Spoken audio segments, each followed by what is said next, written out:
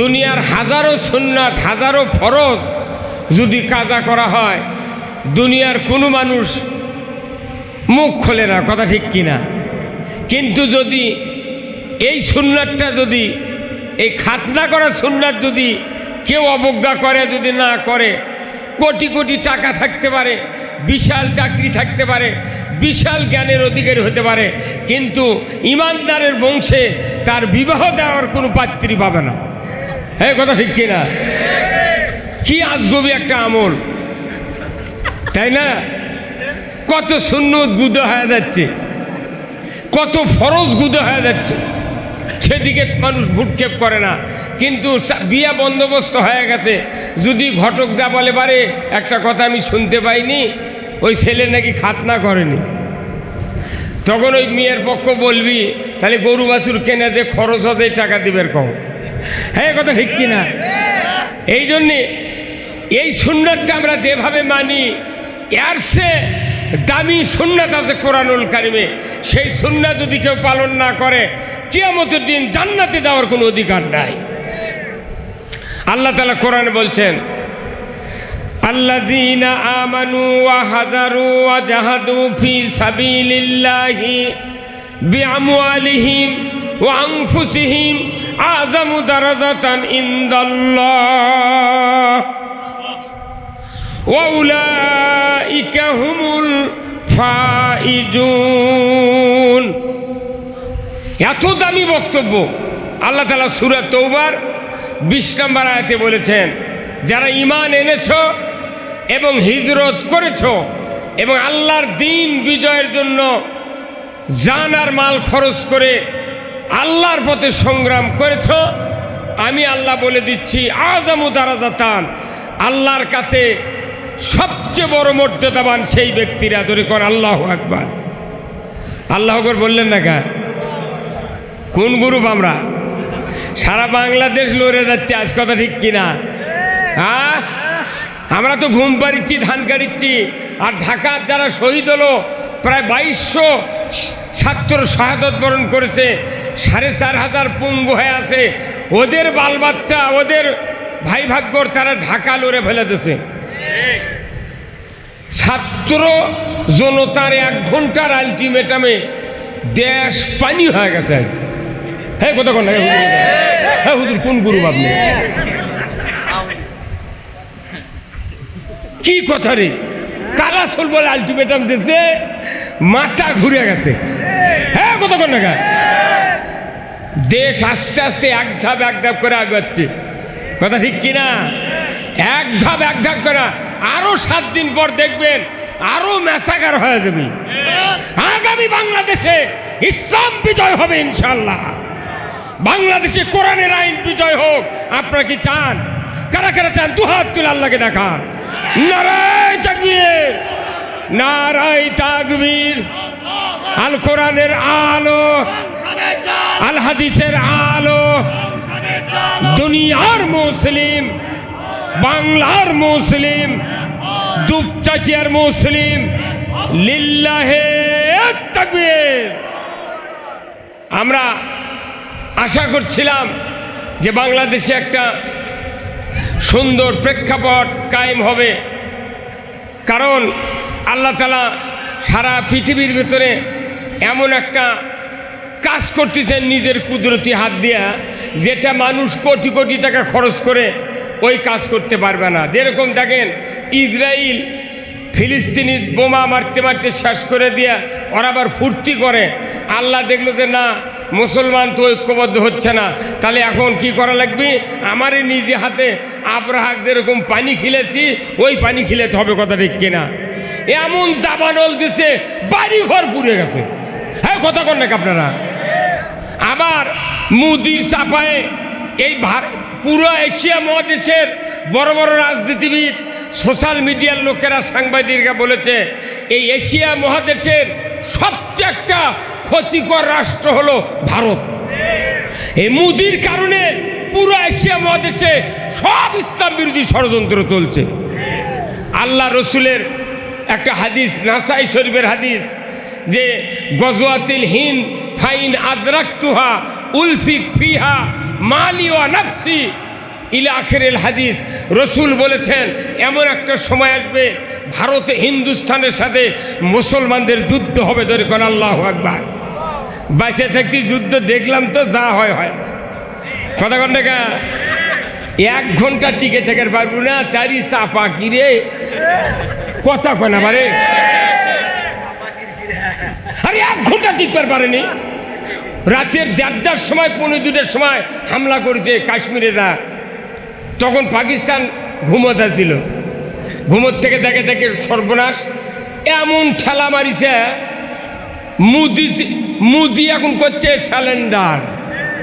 Surrender হতুকে খারাপ, তোরা চাপা খুব ভিক্ষা করে খেলেন হবে তো কিরকম। হ্যাঁ কথা বল না, এত বড় সাহস মুসলমানের সাথে লাগে। এই ভারত আর পাকিস্তানের যুদ্ধের ব্যাপারে যে খবর সারা বিশ্ব ছড়িয়ে গেছে বুঝছেন, এখন বোঝা যাচ্ছে এটাও আল্লাহর কুদরত।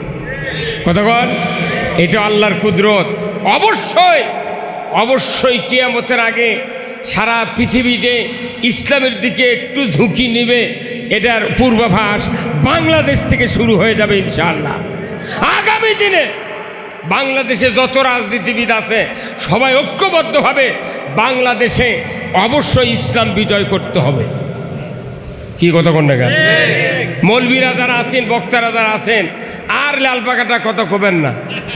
কি ইমামরা যারা আছেন, আপনার একটাই কথা বলবেন, কোনো বক্তব্য মসজিদে নাই, একটা বক্তব্য দিতে হবে, ইন্নাল্লাহা ইয়ামুরু বিল আদলি ওয়াল ইহসান ওয়া ইতাই যিল কুরবা ওয়া ইয়ানহা আনিল ফাহশাই ওয়াল মুনকারি ওয়াল বাগি ইয়াইযুকুম লাআল্লাকুম তাযাক্কারুন। আল্লাহু আকবার। সূরা নহলের 90 নম্বর আয়াত, এটার সানি খুতবাত আছে। তার আগে হাদিস আছে যে ওয়াসুলতানু জিল্লুল্লাহি ফিল আরদি মান আহানা সুলতান আল্লাহ ফিল আরদি আহানাহুল্লাহ। এই হাদিসের অর্থ হলো ন্যায়পরায়ণ শাসক আল্লাহর ছায়া সদৃশ্য। যে বা যাহারা ন্যায়পরায়ণ শাসকের বিরোধিতা করলো সে যেন স্বয়ং আল্লাহর বিরোধিতা করলো। তে আল্লাহর বিরোধিতা করে আব্রাহা টিকতে পারেনি, পারিছে? ফেরাউন, নমরুদ, নেপালের ওই টিকপার পারিছে? সিরিয়ার বাশার আল আসাদ পারিছে? বাংলাদেশে পারিছে? 1 ঘন্টার মধ্যে নিবন্ধন সব কিছু নিষিদ্ধ করলো। এখন এসে আল্লাহ ঘুরে ওই করে আবার আল্লাহ পার দেওয়ালো। কতক্ষণ না, এটা আমাদের একটু ইচ্ছার ব্যাপার। দল মত নির্বিশেষে আমাদেরকে ইসলামের দিকে আসতে হবে। বাংলাদেশকে আমরা বিশ্বের ভেতর একটা ইসলামী রোল মডেল রাষ্ট্র তৈরি করতে চাই। এই ব্যাপারে আমাদের গরিমসি করার সুযোগ নাই, কারণ ইসলামিক জীবন ব্যবস্থা ছাড়া কোনো ইবাদত কবুল হবে না। আল্লাহ কোরআনে বলছেন ইন্নাদ দীনা ইনদাল্লাহিল ইসলাম, ইসলাম নামক জীবন ব্যবস্থা আল্লাহর কাছে প্রিয়। এতে যদি বান্দা মানুষের কাছে প্রিয় না হয়ে অন্য কারো জীবন ব্যবস্থা যদি প্রিয় হয়, আমি আল্লাহ বলে দিচ্ছি ওমাই ইয়াবতাগি গায়রাল ইসলামি দীনান ফালা ইউকবালা মিনহু ওয়া হুয়া ফিল আখিরাতি মিনাল খাসিরিন। আমার আল্লাহ বলছেন ইসলাম ছাড়া অন্য কোনো মতবাদ যদি কেউ গ্রহণ করে তার আন্ডারে যত ইবাদত করুক না কেন, আল্লাহ বলেছেন একটা ইবাদত কবুল করা হবে না। এই জন্য ইমানদার যারা, আমরা যারা খাতনা করেছি, যারা নামাজ আদায় করি, তাদের হলো মূল উদ্দেশ্য হবে এই ইবাদতগুলি কবুল করার জন্য আপনাকে ইসলাম বিজয় করতে হবে। ধরে বলুন ঠিক কিনা? আমি আর একটি কথা বলে আমি কথা শেষ করব। বলুন তো, আল্লাহ তাআলা কোরআনে বলছেন ওমা খলাকতুল জিন্না ওয়াল ইনসা ইল্লা লিয়াবুদুন। মানব সৃষ্টি করা হয়েছে, জিন সৃষ্টি করা হয়েছে আল্লাহর গোলামি করার জন্য। কার গোলামি? জোরে বলেন না, কার গোলামি? তাহলে আল্লাহ গোলামি করার জন্য সৃষ্টি করেছেন। নামাজ একটা গোলামির উপকরণ, বান্দার পরিত্রাণের জন্য নামাজ একটা ইবাদত। বলুন তো 24 ঘন্টার ভেতরে 5 ওয়াক্ত নামাজ পড়তে কয় ঘন্টা লাগে? সর্বোচ্চ 1.5 ঘন্টাও লাগে না, 1 ঘন্টা হলেই যথেষ্ট। যারা দৌড়ে যায় নামাজত হাজির হয় তার ক্ষেত্রে 1 ঘন্টা লাগে। কতক্ষণ লাগে? আর যারা একটু আধা ঘন্টা আগে মসজিদে জুমার ফজরে আজান হলো তার ক্ষেত্রে একটু বেশি সময় লাগে। তাহলে গড়ে ধরেন 1.5 ঘন্টা। 24 ঘন্টার ভেতরে 1.5 ঘন্টা বাদ দিলে তাহলে কয় ঘন্টা হয়? 23.5 ঘন্টা, তাই না? 23.5 ঘন্টা আপনি এখন ফ্রি। আপনি যদি হজ করেন তাহলে 54 দিন, উমরা করলে 15 দিন, এরপর আপনি যদি খাতনা করেন মাত্র 5 মিনিটে খাতনা শেষ। কতক্ষণে গা? আপনি যদি জানাজা করেন, নিজের ছেলে যদি জানাজা করে আপনার, তাহলে আপনার জানাজার সময় লাগবে 13 মিনিট। আর অন্যের বেটা যদি জানাজা করে, যতই মুলিবি হোক, অন্যের বেটা হলেই ওর লাগবে 7 মিনিট। মানে অন্যের বাপ, অন্যের বেটা, আল্লাহু আকবার, ওর এনাও জগৎ পানি আসবে না। এরপর আপনি রাস্তার কাঁটা পড়ে আছে, কোমর ছাপড়া কাঁটা তুলে বেড়া রইবার ফেলে দিতে 1 মিনিট লাগবে। কুরবানি একটা ইবাদত, জব করতে লাগে 10 মিনিট।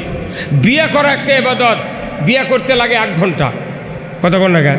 তাহলে এমনি করে যত ইবাদত আছে আমি দেখেছি, যত ইবাদত আছে, মাস চুক্তি 29 দিন রোজা করেছেন 1 মাস শেষ, 30 দিন করলেন 1 মাস শেষ। এতেকাপ করবেন 10 দিনের এতেকাপ আছে, কেউ যদি কম করে 3 দিনের আছে। তাহলে দেখা যাচ্ছে প্রত্যেকটা ইবাদত মাস চুক্তি, ঘন্টা চুক্তি 15 দিন, 1 ঘন্টা 10 মিনিট 5 মিনিট। কিন্তু এমন একটা ইবাদত আছে, সেই ইবাদত যদি আপনি বিজয় করতে পারেন তাহলে আপনি রাত্রে ঘুম পারবেন। আপনার ঘরের বারান্দাত আছে হুন্ডা পালসার, আঙ্গিনাত আছে সাইকেল, গোয়ালত আছে গরু, পুকুরত আছে মাছ। আপনার জীবনে পাহারা দেওয়া লাগবে না। ওই ইসলাম যদি সমাজে কায়েম থাকে, আপনি ঘুম পারবেন বাড়ির, ওই ইসলাম ওইগুলি পর দিবি। কতক্ষণে গেলে চোর চুরি করলে হাত কাটার আইন দেশত চললে চুরি হবে না। আর চুরি করবি কখন? যখন হাত কাটবে। তার প্রমাণ হলো যে যদি 5টা গ্যারান্টি সরকার দেয়, খাদ্য, বস্ত্র, চিকিৎসা, শিক্ষা, বাসস্থান, এই 5টা গ্যারান্টির পর দুনিয়ার কোন মানুষ চুরি করতে পারে না। কারণ সে বসে থেকে যদি খাওয়া পায়, বাড়ি পায়, চিকিৎসা পায়, শিক্ষার গ্যারান্টি পায়, বস্ত্র পায়, সে কোনোদিন চুরি করবে না। কথা ঠিক কিনা? এই কামনা ইসলাম ছাড়া হতে পারে না। আমরা যত সরকার দেখেছি, কোনো সরকার এই মৌলিক চাহিদা পূরণ করেনি। মৌলিক চাহিদা খালি দেশে কি বিদ্যা ভাতা, তালাক ভাতা, লিখা ভাতা, এগুলো দেশে। এই কতক্ষণ না গায়। আর ঈদের আগে 10 কেজি চাউল আর 6 ধারার কাঠ, তা আবার বেচা খাচ্ছে। আবার ওটা লিবার দা দেখে মানুষ কেনার জন্য, চাউল কেনার জন্য গাড়ি নিয়ে বসে আছে। ইসলামী সরকার যদি হতো তাহলে ওই কাঠওয়ালা বলতো যে তুমি ওই চাউল পালে বেচলে কা? কোথায় না মোটা চাউলের ভাত খাওয়া যায় না, তাহলে তোমার ভাই সেনো চাউল আছে, তো তোমার কাঠ দেওয়া লাগবে, কাঠ দেওয়া হইবে না। আর কেউ তখন এই বাংলাদেশে যে যখন ক্ষমতার যায়, সেই দলের কর্মী করে যদি 20 বিঘাও জমি থাকে, ওই বৃদ্ধ ভাতা দিয়ে অক পালে আর ওর পকেট খরচ দেয়, তুই তা আমার দল কর। এই কথা কর না। সব গরিবের ইনকুরি করে করে আমাদের কার্ড দেওয়ার ব্যবস্থা হবে। প্রত্যেকটা গরিবের বাড়িতে ভ্যান ভাড়া, ভটবিটি ভাড়া করে চাউল পৌঁছায় দেওয়া হবে। একটা চাউল যদি সারোগে খায়, তোর পাচার চামড়া থাকবে না। এই কথা কর না। সেই দেশ আপনার কি হোক কায়েম হোক চান না? তো সেটা খালি বক্তৃতা উমরের আবু বকরের শুনলে হবি? ওটা ভোট দিয়ে কায়েম করলে ই কল যা 54 বছর সকলিক ভোট দিছি, একজন করবার পারেনি। এখন আমরা যে কথা করছি সেটাই হবি। সেই কাম করবার লেগে যাইতে চাপা মারিচ্ছে, কইতে জামাতের 10টা সিট পাবে না। তো 10 সিটের জন্য তোরা তো মাথা গরম কে? হ্যাঁ, তুই তো 90% হয়ে আছিস, তোরা তো মাথা গরম কেমন না? উনি জানে পায়ের তলে মাটি নাই। মানুষ 16 বছরের অত্যাচারের নির্যাতনে মানুষ বুঝে পারছে। খালি ডক্টর ইউনূস খালি নিরপেক্ষ ভোট দিলে বুঝে দিবি কি হতে। পুলিশের আইজিপি বলেছে একটা ভোট দুর্নীতি হলে 10 বছরের কারাদণ্ড। মাথা ঘুরে দেওয়া হবে এবার। আবার ওই রাত্রে দিনের ভোট রাতে দেবো, ওই ধান্দা বাদ দে, ওই ধান্দা বাদ দে। এবার মরদ নামিছে দেশত। 1 ঘন্টার মধ্যে দেশ কি করে ফেলে দিল রে, পানিয়াট করে ফেলেতেছে। হ্যাঁ কথা বল। খালি যে আব্দুল হামিদ যদি না বলে গেল হনি, এতখানি কঠিন হলো হইনি কেরে? তোরা উপদেষ্টা, তোরা পালে দিলু গা। এই আসিফ নজরুল আওয়ামী লীগ সরকারের সময় যে বক্তব্য দিচ্ছে মনে হচ্ছে মদিনার প্রেসিডেন্ট। এই কথা কর এরে বদমাইশ, তুই আবার এগুলা করলু গা। তোরও কাল থেকে পদত্যাগের দাবি, তোর বাড়ি ঘেরাও করা হবে। কথা কর। বাংলাদেশের মানুষ শান্তিপ্রিয়। জমির আলোত গামছা করে শুলে ঘুম ধরে। সেই মানুষগুলো তোমরা ঠকাচ্ছ। 54 বছর ধরে মাংনায় স্বাধীনতার নাম দিয়ে ভোট দিবার পারি না। বুদ্ধি তো কে দিচ্ছে রে? ভোট দেওয়ার ক্ষমতা নেই আমাকে রে। আমি গেছি ভোট দিবেন 14 সালে, করছে হুজুর তোমার ভোট হয়ে গেছে। আমার ভোট কার দেবো তাহলে সেটা ক মানে। আবার এই 18 সালে ভোট দেবার গেছি, আমি কোনো ভোটের দিন বাড়ির থেকে না। কারণ কি, আমার একটা ভোটে যদি ভালো লোক বিজয় হয় তাহলে তো কাম হবে। হ্যাঁ মানে ঘরে মধ্যে থাকবে। 18 সালে ভোট দেবার গেছি, করছে হুজুর যান যদি বাঁচাবে যান, ফিরিয়া যান। কি মরদ রে, জান বাঁচাবি তুই, আল্লাহ বাঁচাবি। কথা কন না, কিসের টাল বাহানা? আমি বলতে চাই আসিফ নজরুল, তুমি তাড়াতাড়ি জামাতের এই দাড়িপাল্লা আর নিবন্ধন ফেরত দাও আগামীকালের ভেতরে। আর আজহার এটিএম আজহারকে তুমি মুক্তি দাও। যদি তা না হয়, আজকের রাতের খেলা দেখিছো, সারা বাংলাদেশে আমরা আবার গর্জন দেব সাধারণ মানুষকে নিয়ে। হ্যাঁ কথা বল না, আমরা গর্জন দেব। আমরা কিচ্ছু চাই না এদেশে ইসলাম দিয়ে শাসন হোক, এটা আমরা চাই। আমরা ক্ষমতায় যাব না, ইসলামকে ক্ষমতায় বসাতে চাই। কারা কারা ইসলামকে ক্ষমতায় বসাতে চান দু হাত তুলে আল্লাহকে দেখান। নারায়ে তাকবীর, নারায়ে তাকবীর, নারায়ে তাকবীর, আল্লাহু আকবার, নারায়ে তাকবীর, আল্লাহু আকবার। বিপ্লব বিপ্লব, ইসলামী বিপ্লব, বাংলার ভবিষ্যৎ, ইসলামী বিপ্লব, দুনিয়ার মুসলিম এক হও, এক হও। নারায়ে তাকবীর।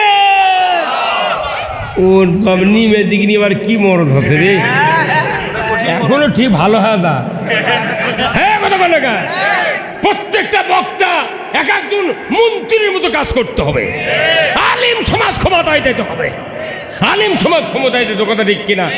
যার যোগ্যতা আছে, বিশেষ করে বাংলাদেশে যত এমপি আমরা নমিনি দিয়েছি, এইরকম ধারালা শিক্ষিত এমপি কোনো দলত নাই। খালি চাপা মারলে হবে না। তোর 14 গোষ্ঠী নামাজ পড়ে না, তুই রাজনীতি করে লাভ কি? কথা কন না। আসুন আমরা নামাজি এলেমালা সৎ যোগ্য চরিত্রবান দিয়ে এই দেশটা একবার কোরআন দিয়ে শাসন করতে চাই। আল্লাহ তাআলা আমাদের সকলকে যেন এই যোগ্যতা অর্জন করার তৌফিক দেয়। জোরে কোন আল্লাহুম্মা আমিন।